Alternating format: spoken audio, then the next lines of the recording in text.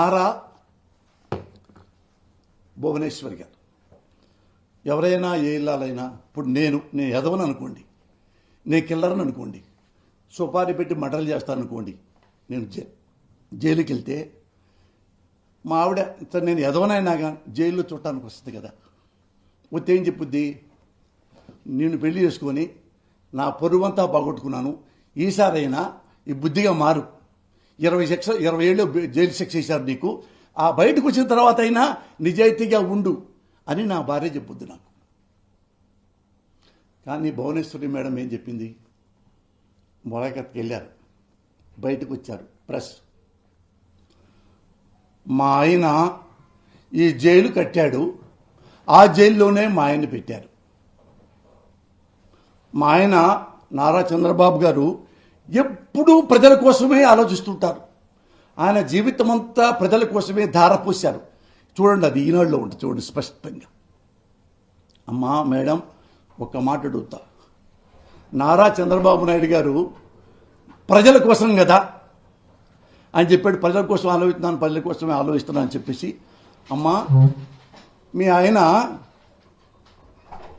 కాంగ్రెస్లో ఉన్నాడు కదా, కాంగ్రెస్ వాళ్ళు పాపం మీ ఆయనకి ఎమ్మెల్యే టికెట్ ఇచ్చారు, ఎమ్మెల్యే గెలిపించారు, మంత్రి పదవి కూడా ఇచ్చారు.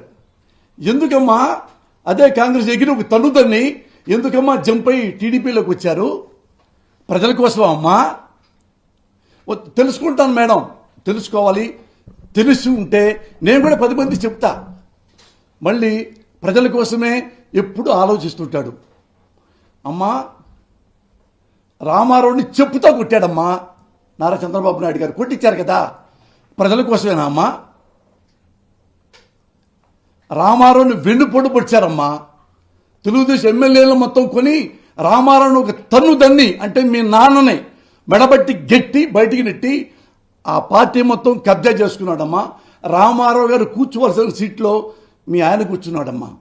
ప్రజల కోసమేనమ్మా. తెలంగాణలో కేసీఆర్ గారి ప్రభుత్వం పడేయటానికి, ఆయన రాజకీయ జీవితం నాశనం చేయటానికి డబ్బులు కూడా పంపించి ఆడియో వీడియోలో మీ ఆయన మాటలు విన్నావుకమ్మా, మనకు ఓటేయాలి అని వేరే ఎమ్మెల్యేని కొనబోయాడు కదమ్మా మీ ఆయన. దేనికోసం అమ్మా? ప్రజల కోసమా? ప్రజాస్వామ్యం కోసమా తల్లి? ఇది కాదులే అమ్మా. జగన్ గారు ఉన్నారు కదా, ఎలక్షన్లో గెలిచారు, 60 పైన సీట్లు వచ్చినాయి, మీ ఆయన ముఖ్యమంత్రి అయ్యాడు. చంద్రబాబు గారు కష్టపడి గెలుచుకున్న ఎమ్మెల్యేల్లో 23 మంది ఎమ్మెల్యేలని మీ ఆయన నారా చంద్రబాబు నాయుడు గారు డబ్బులు ఇచ్చి మంత్రి పదవిని ఆశపెట్టి లాగేసుకున్నారమ్మా. ఇక్కడ ఈ మేడం ఉన్నారు కదా, ఇద్దరు అత్తాకోడళ్ళు. ఈ అత్తాకోడళ్ళకి తెలుసు నువ్వు ఎలా తిట్టావు. వాళ్ళు ఏమన్నారు, మా ఆయన మంచోడు అని ఆయన, మా ఆయన ఇంకా మంచోడు అని ఈయన. ఢిల్లీ పారిపోలేదు, పని కోసం ఇచ్చాడని బ్రాహ్మణి. మా ఆయన జైల్లో ఉండి కూడా ప్రజల గురించి ఆలోచిస్తున్నాడు. మా ఆయన జైల్లో ఉండి ప్రజల కోసమే థింక్ చేస్తున్నాడు. ఇప్పుడు నేను వెళ్ళే కదండి అన్నం పెట్టడానికి, అన్నం తిని టక్కన మూలకి వెళ్ళిపోయి మళ్ళీ ఇటు కూర్చున్నాడు. ఏంటండి ఆడు కూర్చున్నారంటే, ఏం లేదు ప్రజల గురించి ఆలోచిస్తున్నాను నేను. చూడండి, మా ఆయన ఇప్పుడు కూడా మీరు లోపలికి వెళ్ళి చూడండి, జైల్లో అక్కడ కూర్చొని నా ప్రజలు నా ప్రజలు నా ప్రజలు అంటున్నాడు. ఈమె చూసిందంట వాళ్ళ ఆయన ఇట్లా నా ప్రజలు నా ప్రజలని. ఇదే పవన్ కళ్యాణ్ వాళ్ళ మొగుడిని, అంటే బ్రహ్మిణి గారి మొగుడిని ఎంత అవినీతిపరుడో ఇప్పుడే మళ్ళీ రిపీట్ చేశారు మీకు, అది ఆమెకు తెలుసు. ఎన్టీ రామారావు వెన్నుపోటు పుడిచి లాక్కున్నాడు అని అన్నాడు పవన్ కళ్యాణ్ చంద్రబాబుని, అది తెలుసు. ఇద్దరు ఆడాళ్ళకి తెలుసు వాళ్ళ మొగుళ్ళ గురించి. అంత తిట్టాడు. తిడితే వీళ్ళిద్దరూ ఎంత తెలివిగల వాళ్ళంటే, పవన్ కళ్యాణ్ వెల్కమ్ అని పిలిచారు. అది వెంటనే పరిగెత్తుకొచ్చి వాళ్ళ పక్కన కూర్చున్నాడు. ఎవరు? ఈ పక్క బ్రహ్మిణి గారు, ఈ పక్క భువనేశ్వరి గారు, పక్కనే మన పవన్ కళ్యాణ్ గారు, ఈ పక్కనే అమాయకంగా ఎడు చూస్తూ బాలకృష్ణ గారు. ఆ ఫోటో మీరు చూస్తుంటారుగా, జనం అంతా చూశారు. మీ మొగుళ్ళని అంత అమ్మనాబోతులు తిట్టి ఖబర్దారని ఎంత ఘోరంగా మీరు రామారావు చెప్పారు ఇన్ని మాటలంటే. అయినా కూర్చొని పవన్ కళ్యాణ్ టీ తాగుతారా, జ్యూస్ తాగుతారా? నేను అనుకున్నాను ఆయన పిలిస్తే నా మొగుడిని తిడతావా, ఏ హక్కుంది నీకు, ఏ ఆధారాలు ఉన్నాయి అంటావేమనుకున్నాను నేను. బ్రహ్మిణి అయితే ఇంకొంచెం అగ్రెసివ్గా ఉంటుంది కదా, చిన్నమ్మాయి కదా. నా హస్బెండ్ని ఇలా అంటావా, కబడ్డాలంటావు నువ్వు, ఇన్ని క్వశ్చన్లు వేస్తారనుకున్నా. అవేం వేయలా. పవన్ కళ్యాణ్ మా ఆయన చాలా అవినీతిపరుడు బలి చెప్పావు. పవన్ కళ్యాణ్ మా ఆయన చంద్రబాబు నాయుడు పెద్ద దొంగ మీరు బలి చెప్పారు పబ్లిక్లో. ఇది అన్నారా ఆయనతో? మనోడు చంద్రబాబు కొడుకు కదా, వాళ్ళ అయ్య సొమ్మిడిది కాదా, వాళ్ళ అమ్మ సొమ్మిడిది కాదా, వాళ్ళ భార్య సొమ్మిడిది కాదా? కుటుంబ సభ్యులు కొనుక్కున్నారు అక్కడ హెరిటేజ్. ఇదిగో ఇవన్నీ మీకేది ఇచ్చాను నాన్న, ఇందులో ఉంది. హెరిటేజీ తీసుకున్నారు. ఇక్కడ ఇదే ఏరియా కొన్నవాళ్ళు అమ్మిన వాళ్ళు మొత్తం ఉంది. ఇందులో మా నాన్నతో నా సంబంధం ఏంటి? చంద్రబాబుతో నాకే సంబంధం, మా అమ్మతో నాకే సంబంధం, నా పిల్లలతో నాకే సంబంధం లేదు. నా పేరు లేదు కాబట్టి వీడిని జైల్లో పెట్టండి, పోతానికి ఇష్టపడలేదు. ఇప్పుడు నేను చచ్చిపోయాను అనుకోండి సార్, ఆస్తులు మా అబ్బాయి ఏమంటాడు, మా నాన్న సంపాదించుకుని నేను వదిలేసి వెళ్ళిపోతాడా? నా తర్వాత నా కొడుకేకి వారసుడు. హెరిటేజ్లో సంపాదించావు, నీ కొడుకేకి వారసుడు, మీ కుటుంబ సభ్యులేగా. అంటే నీకు తెలియకుండా ఇక్కడ మీ అమ్మగారి స్థలం కొందా? Is it possible? నీకు తెలియకుండా మీ భార్య హెరిటేజ్లో ఒక డైరెక్టర్ అయిపోయిందా? Is it possible? ఇవేమి కాదు. చెప్పాక లాస్ట్ ఒక క్లైమాక్స్ చెప్తా మీకు ఒకటి, బిఫోర్ క్లైమాక్స్. ఇలాగా వీడన్నీ బయట పెడుతున్నాడు కాబట్టి వీడిని ఇట్ట వదలకూడదు. పోసాన్ అనే వాడిని మర్డర్ చేయాలి, వాడిని ఎలిమినేట్ చేయాలి. ఎలాగైతే పుంగనూరులో చంద్రబాబు గారు పోలీసులు కూడా అటెండ్ మర్డర్ లాగా కళ్ళు బాగొట్టి కాళ్ళు బాగొట్టి చేశారు, అట్టా పోసాని గారిని కూడా అలా చేస్తారు. వాళ్ళంటే మంచి ఫిజిక్ ఉంది, పోలీసులు తప్పుకున్నారు దెబ్బ. నేను పక్కోడిని 2 పోట్లు పట్టి అవుట్. 3వ రోజు ఏమంటాం, ఓ రోజు బాధపడతారు, మీరు అరే పోసారి పాపం మంచోడు చచ్చిపోయాడు రా అంటాం. 3వ రోజు అతనికి ఏం జైలు శిక్ష పడదు, కోర్టులో ఏం కాదు. వాళ్ళ నాన్న ఉన్నాడు కదా, ఏ వ్యవస్థనైనా అప్పే నాకేస్తాడు. ఏ వ్యవస్థనైనా చంద్రబాబు తెలుసు కదా మీకు. అతని మీద ఎప్పుడన్నా కేసు పెట్టి జైల్లో ఉన్నాడా? 16, 17 కేసులుంటే అన్ని స్టేలే. నాలాంటి స్టే ఇస్తారు అట్లా అన్ని. ఒరే బుద్ధి లేనుడా రామోజీరావు, వింటున్నావా? నీ చిన్న కొడుకు ఎలా చచ్చిపోయాడు అనారోగ్యంతో, రాహుల్ గారి భార్య ఎలాగ చచ్చిపోయింది. బుద్ధి లేనుడా, ఇంత డౌట్ పెట్టిస్తావా ప్రజల్లో నీ చెత్త పేపర్ ఉందని?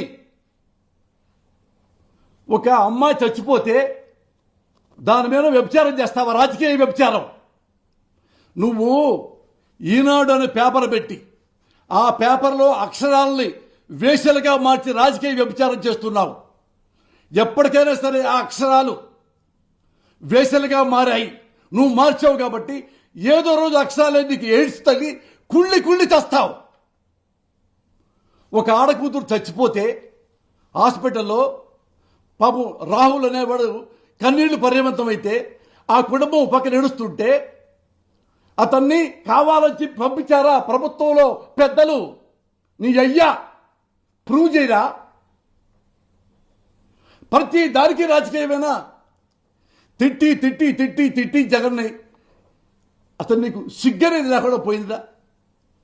ఏమైనా సరే నీ ఫ్రెండు చంద్రబాబు బయటికి తేవాలి, నిజాయితీకి తీసుకురా, నిజాయితీకి తీసుకెళ్ళు. ఇంత ఘోరమా? నువ్వు నన్ను వదిలిపెట్టి నన్ను డిమోరలైజ్ చేయడానికి కుటుంబ సభ్యులు ఎందుకు లాగుతున్నావు? అది కదా నేను అడుగుతున్నాను. కుటుంబ సభ్యులు ఎందుకు లాగుతున్నావు? తప్పని కదా. నువ్వు ఇదే కనుక ఈ రోజు రేపు ప్రెస్ మీట్ పెట్టి నీ స్పెషల్ సైకో ఫ్యాన్స్ కనుక ఇట్లాంటి పిచ్చి వేషాలు వేయొద్దు, ఎవరి గురించి మీరు మాట్లాడుకోవద్దు, పాలిటిక్స్ విషయం మేము చూసుకుంటాము అని నువ్వు రేపు చెప్పావా? ఓకే.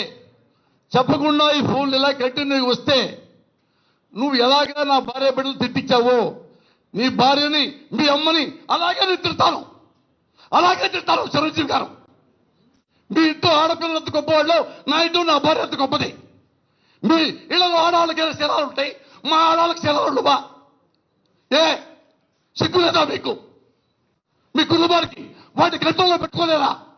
మీ తమ్ముండి ఏ మీ అమ్మ, మీ భార్య, నీ కూతుళ్ళు పవిత్రంగా ఉండాలా? మా ఇళ్లలో మేము నిజంగా నన్ను ముక్కలు మాట్లాడితే మా ఇంటి వాళ్ళంతా వ్యభిచారులా? ఏ ఈ బాధ నేను పడకూడదా? నా భార్యని ఇలా మాట్లాడుతుంటే వ్యక్తిగత విషయాలంటారా? ఎక్కడ చల్లని చూస్తారు ఇది? నేను చదువుకున్న ఎంఫిల్, నా తెలిసినంత నాకు గుర్తు.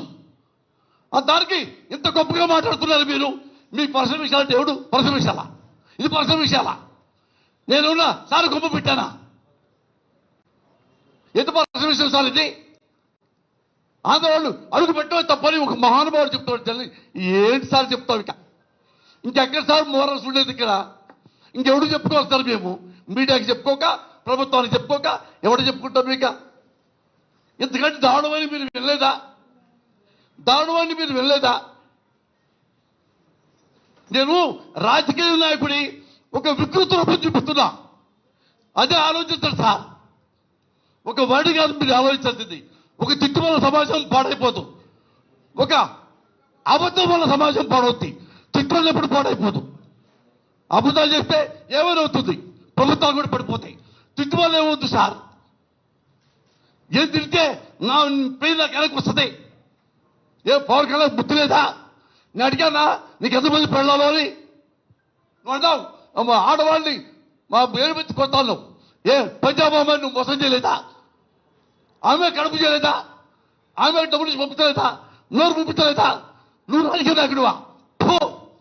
బోకర్ కాడి నువ్వు, లోఫర్ కాడి నువ్వు.